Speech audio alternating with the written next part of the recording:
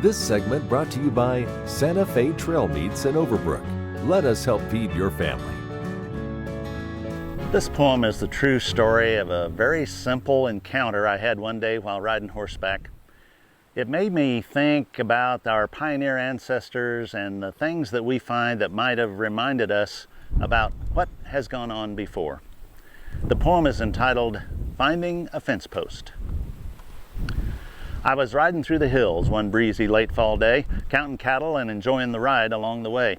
I was in the middle of a pasture, quite large, I just might boast, when I came across a single, solitary old hedge fence post. It was clearly not a tree, but a post that had been placed, yet there was no other sign of human presence in this space. I reined my horse up to a stop as I paused to look around and pondered the meaning of this solitary post that I had found.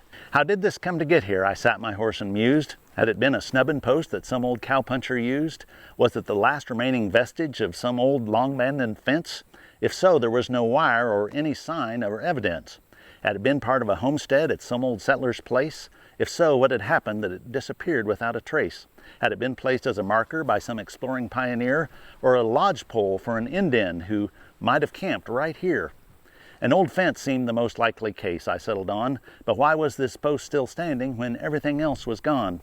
The distant sun was setting, so I must get on with my task, and I'll never know the answers to the questions that I ask. Reluctantly, I rein my horse and gig him to a walk, and ride away thinking, if only that old post could talk. Happy trails.